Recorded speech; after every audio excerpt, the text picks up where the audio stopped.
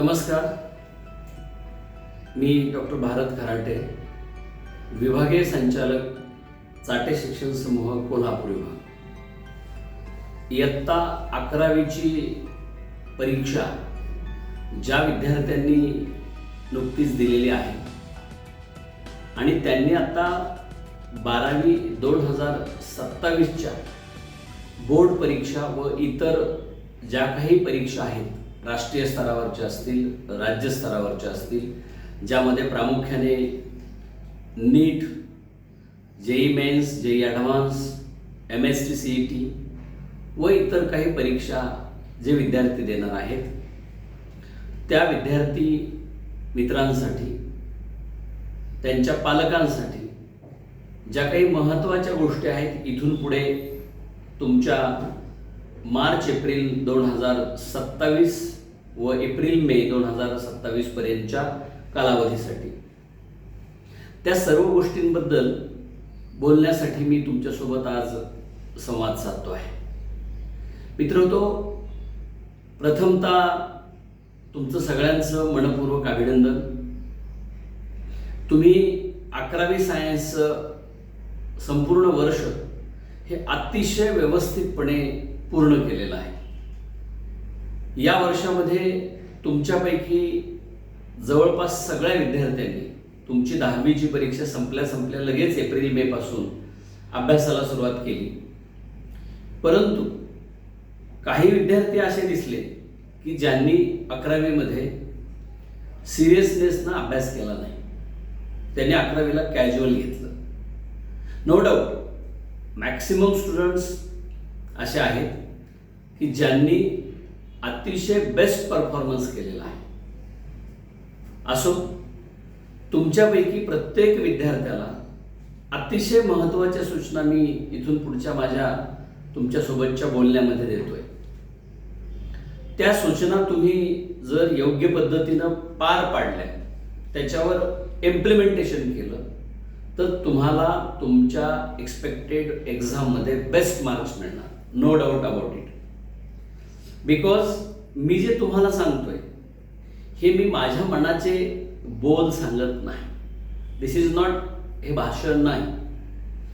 जे विद्यार्थी दरवर्षी चाटेतल्या शिकणाऱ्या विद्यार्थ्यांमधून जेई मेन्स सारख्या राष्ट्रीय स्तरावरच्या परीक्षेमध्ये 100% 99.99% मिळवतात, जे विद्यार्थी नीटमधनं गव्हर्नमेंट मेडिकल कॉलेज एम्स सारख्या इन्स्टिट्यूटमध्ये प्रवेश घेतात, जे विद्यार्थी MST CET मध्ये टॉप करतात, त्या विद्यार्थ्यांसोबत मनोगत त्यांचं ऐकून घेतल्यानंतर, त्यांच्याशी संवाद साधल्यानंतर, त्या विद्यार्थ्यांनी कसा अभ्यास केला, त्या विद्यार्थ्यांनी कशी त्यांची दैनंदिनी ठेवली होती, त्यांनी कोणती पुस्तकं रेफर केली, त्यांनी काय प्रॅक्टिस केली, हे सगळं मी आकलन करून तुमच्यासोबत बोलतो आहे.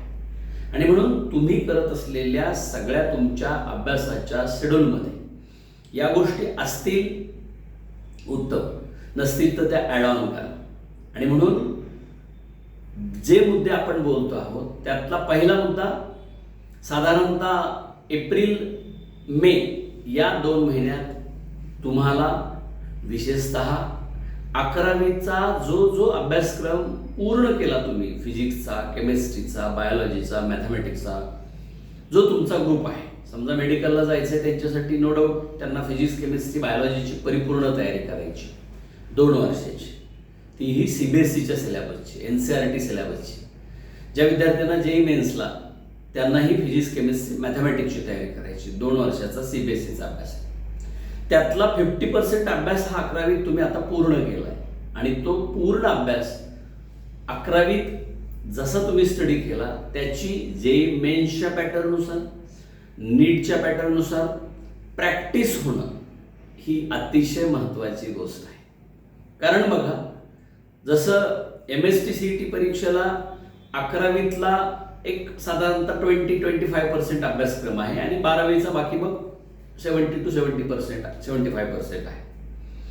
कहने का मतलब तुम्हाला परीक्षेचा प्रत्येक पॅटर्न, तुम्हाला ज्या परीक्षा द्यायच्या, मेजर ह्या परीक्षा आहेतच, त्या पॅटर्ननुसार 11वीच्या झालेल्या कामाचं एका बाजूनं एप्रिलपासून मे मध्ये, जूनमध्ये, म्हणजे प्रत्येक महिन्यामध्ये काही रिव्हिजन करावं लागतं, त्याची प्रॅक्टिस करावी लागते, त्याच्या असाइनमेंट सोडवाव्या लागतात. आणि दुसऱ्या बाजूनं जे तुम्ही आता 12वीचं बॅलन्सिंग किंवा राहिलेलं जे प्रिपरेशन सुरू केले त्याचा अभ्यास तुम्हाला अटेंड करावा लागतो, त्याचे लेक्चर्स अटेंड करावे लागतात आणि त्याचा सेल्फ स्टडी करावा लागतो. आणि म्हणून try to understand what is your role and responsibility, that is on daily basis. Because science branch always says that if and only if there is a consistency in work, that is in study, regularity in work, that is in regular manner, means consistency, regularity, punctuality and hard work, that leads to a bright future. If you don't mind, नीट लक्षात घ्या. आणि म्हणून तुम्हाला दररोजचं जे planning असतं ते planning करायचं आहे, नीट लक्षात घ्या. मग त्याच्यामध्ये तुम्ही आपल्या अकॅडमीमध्ये, कॉलेजमध्ये किती वेळ लर्न करता, पिरियड अटेंड करता, त्याच्यानंतर सेल्फ स्टडी तुमचा किती तास होतो, तुम्ही प्रॅक्टिस किती वेळ करता, तुम्ही रिडिंग किती वेळ करता, याचं सकाळी उठल्यापासून संध्याकाळी झोपेपर्यंत जर आपण ओव्हरऑल कॅल्क्युलेशन केलं तर कमीत कमी इथून पुढे तुमची 5-5, 6-6 तासाची सेल्फ स्टडी व्हायला पाहिजे. मित्रांनो, तुम्ही पिरियड अटेंड करता, that is also one part of study. त्या पिरियडमध्ये तुमचं कॉन्सन्ट्रेशन पूर्ण शिक्षकाच्या शिकवण्याकडे व्यवस्थित पाहिजे. तुम्ही नीट लिहून घेतलं पाहिजे, शिकवलेलं समजून घेतलं पाहिजे. Because understanding is the requirement for getting the good success. विषय समजला पहिल्या शिकवताना की मग त्याचा अभ्यास करणं सोपं जातं. मग थेअरी बेस्ड क्वेश्चन्स असू द्या, न्यूमेरिकल बेस्ड क्वेश्चन्स असू द्या, C लेवल D लेवलचे क्वेश्चन्स असू दे, no problem. So A level, B level, C level, D level क्रमानं अभ्यास करा. सोपं अगोदर करा, त्याच्यापेक्षा थोडा अवघड त्याच्यानंतर करा, म्हणजे सोप्यातून अवघडाकडे जावा. मॅथमॅटिकल लँग्वेजमध्ये if you know addition and subtraction, you can do easily multiplication. And the combination and application of these three, that is in division. ज्याला बेरीज, वजाबाकी, गुणाकार जमतो त्याला भागाकार जमतो. हेच सूत्र कोणत्याही कॉम्पिटिटिव्ह एक्झामचं प्रिपरेशन करताना आपल्याला अंगीकारावं लागतं, अडॉप्ट करावं लागतं.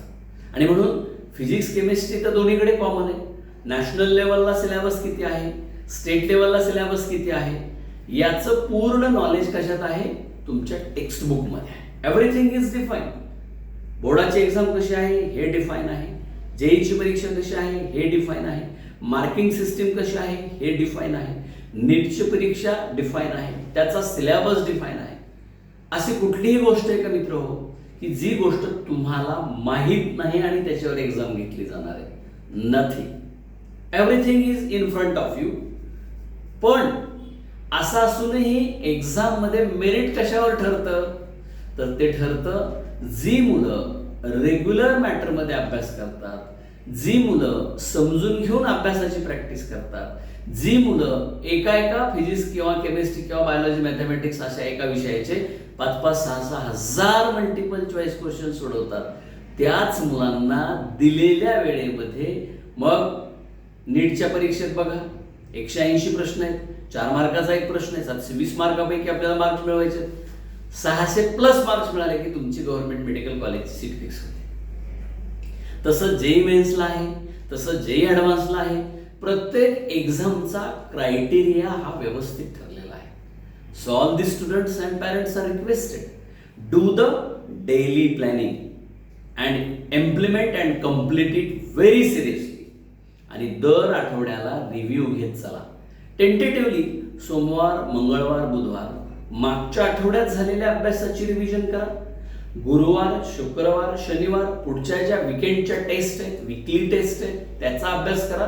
म्हणजे झालेला अभ्यास मागे पडणार नाही, पुढचा अभ्यासही होत राहील आणि तुम्हाला अभ्यासाबद्दल कधीही ताणतणाव होणार नाही, टेन्शन येणार नाही. I am sure. मित्रहो, गेल्या वर्षी एका जेई मेन्सच्या परीक्षेत 100% मार्क्स मिळवलेल्या विद्यार्थ्याला मी विचारलं तू किती तास अभ्यास करत होता? तुम्ही बिलीव्ह नाही करणार. त्यानं सांगितलं सर फक्त मी 6 ते 7 तास झोपत होतो, तेवढी जर वजा केली तर बाकीचे सगळे तास लेक्चरमध्ये असलो तरी प्रॅक्टिस करायचो, सरांच्या शिकवण्याकडे लक्ष द्यायचो, होम प्रॅक्टिस करायचो, असाइनमेंट सोडवायचो.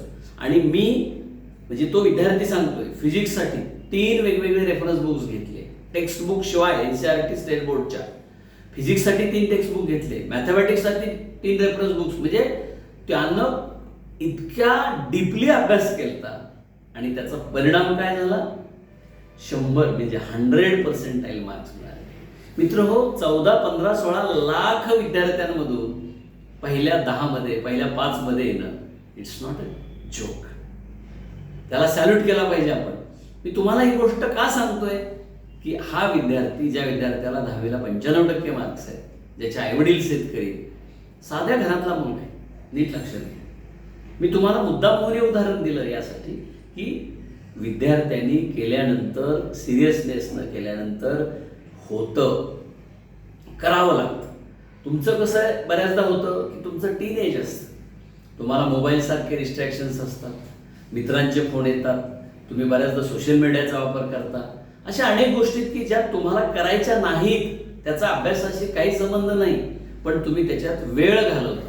मित्र हो, समय तो किसी का इंतजार नहीं करता. वेळ कोणासाठी थांबते का? निश्चित नाही.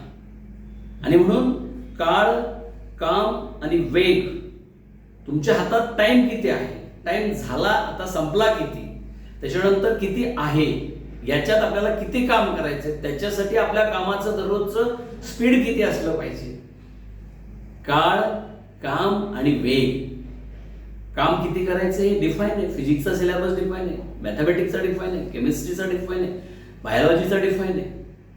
मी मागाशी सांगितलं की काहीही अनडिफाईन नाही.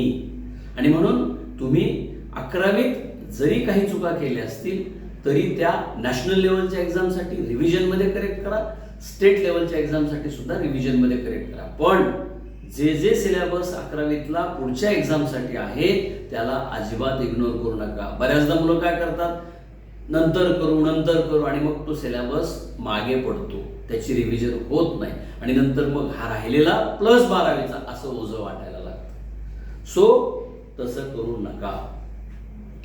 नीटची परीक्षा असू द्या, जेईई मेन्स ॲडव्हान्सची परीक्षा असू द्या, MSTCETची परीक्षा असू द्या, याच्याशिवाय आयसर, नायसर या ज्या बेसिक सायन्सेसच्या एक्झाम्स आहेत, त्याच्यानंतर VIT वेलोरची एक्झाम आहे, बिटसॅटची एक्झाम आहे, आर्टिफिशियल इंटेलिजन्स मधल्या वेगवेगळ्या परीक्षा आहेत, पेट्रोकेमिकल आणि इंजिनिअरिंग मधल्या वेगवेगळ्या परीक्षा आहेत.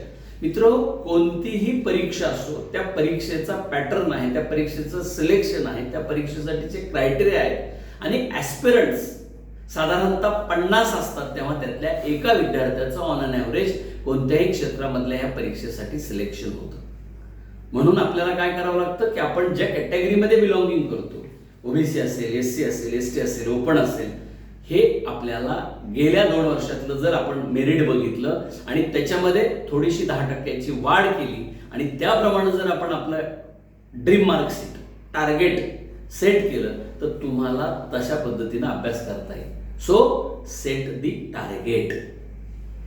टार्गेट सेट करणं आणि त्या टार्गेटनुसार मग प्रॅक्टिस टेस्टमध्ये, आपल्या ज्या प्रॅक्टिस टेस्ट आहेत त्याच्यामध्ये तुम्हाला मार्क्स मिळत आले पाहिजेत.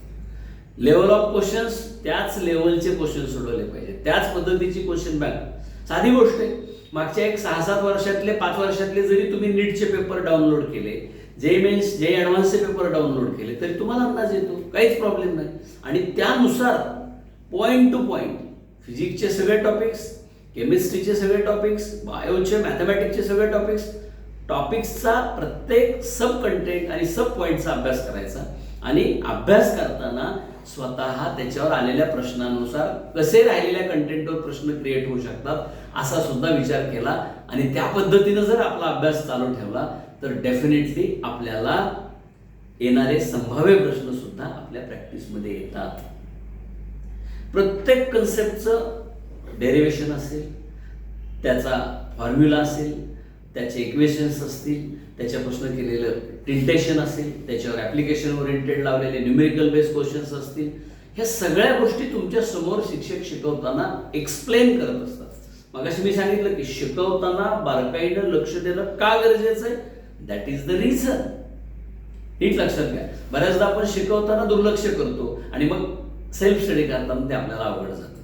त्याच्यामुळे शिकवताना नीट अटेंटिव्ह राहणं, त्याचा दररोजच्या दररोज त्या वेळेला रिडिंग आणि प्रॅक्टिसचा अभ्यास करणं, म्हणजे तुम्हाला झालेल्या अभ्यासाला पुन्हा रिव्हिजनला आणि असाइनमेंट्स किंवा टेस्ट सोडवताना त्रास होत नाही. ही अतिशय महत्वाची स्ट्रॅटेजी.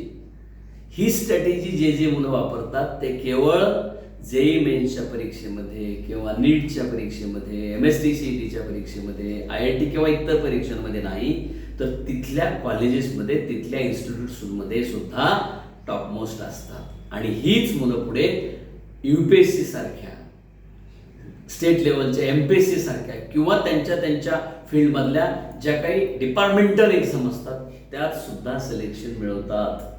मित्रहो, अभ्यास ही गोष्ट विकत घेता येत नाही, ती तुम्हाला मिळवावी लागते. ज्ञान मिळवावं लागतं. ज्ञानासाठी परिकष्ट करावे लागतात, परिश्रम करावे लागतात.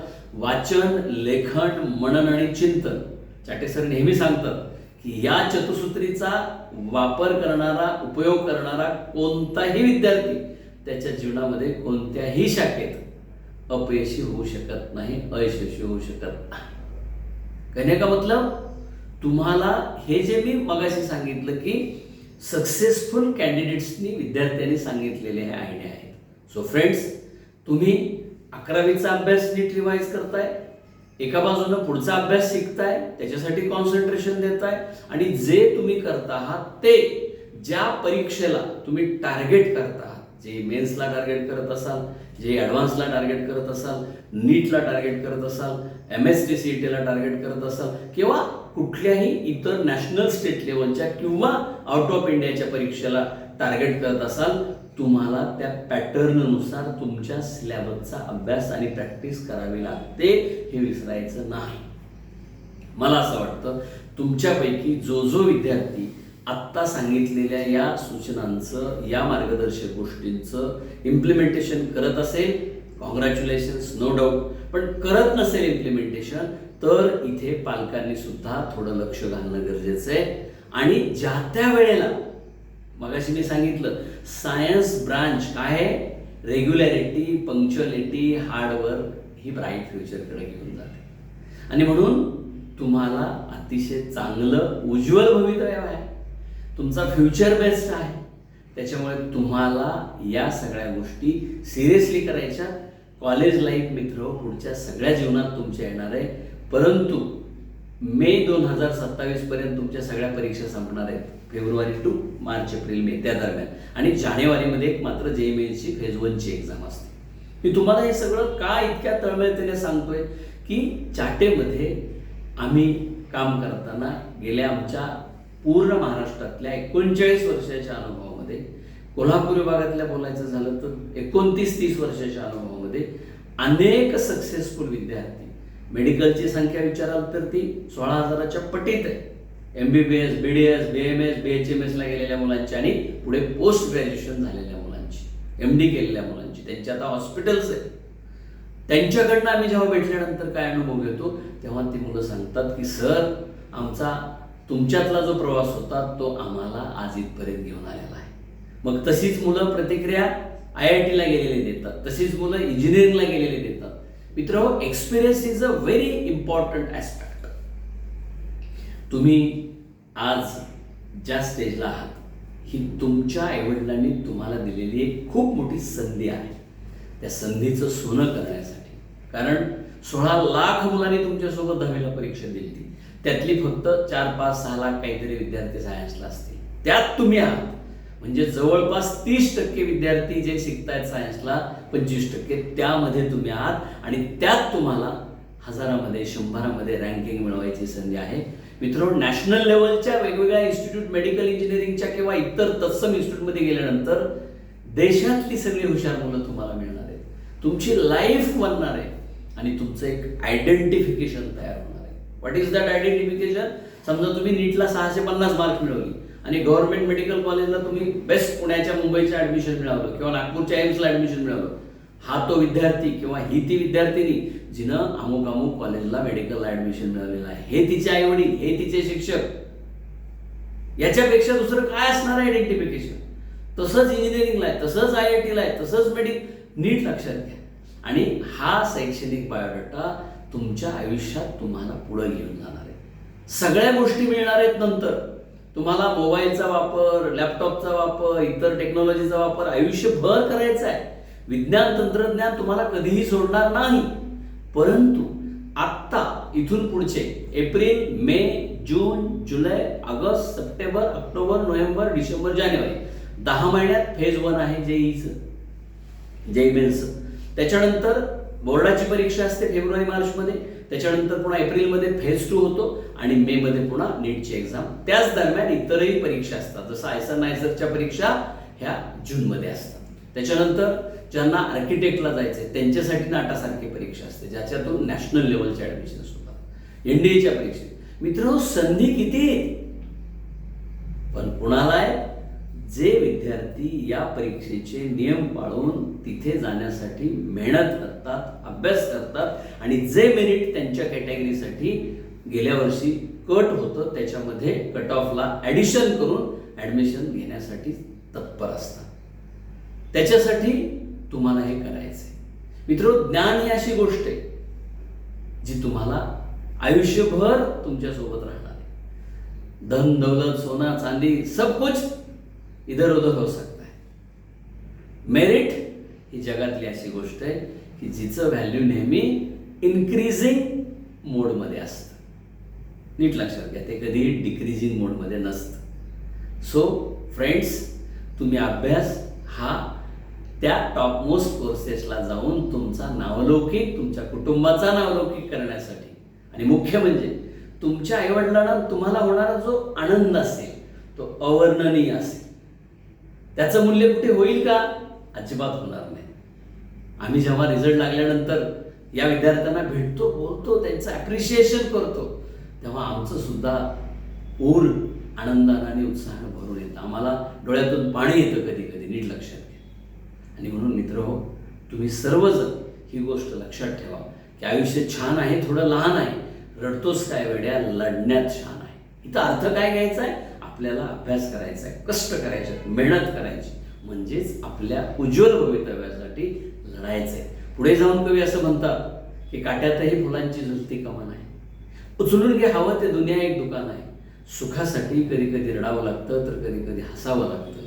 कारण सुंदर धबधबा बनायला पाण्यालाही उंचावरून खाली पडावं लागतं, पाण्यालाही उंचावरून खाली पडावं लागतं. मित्रहो, तुम्ही 11वी सायन्सचा अर्धा प्रवास पूर्ण करून 11वी-12वीतला आता अर्ध्या टप्प्यावर आहात.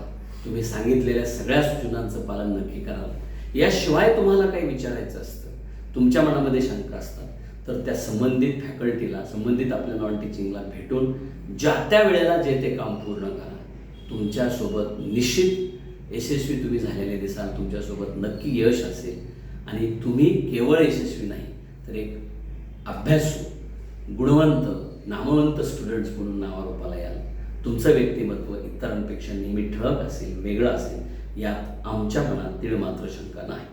तुमच्या पुढील अभ्यासासाठी तुम्हाला सगळ्यांना शुभेच्छा. Wish you all the best. Have a nice day.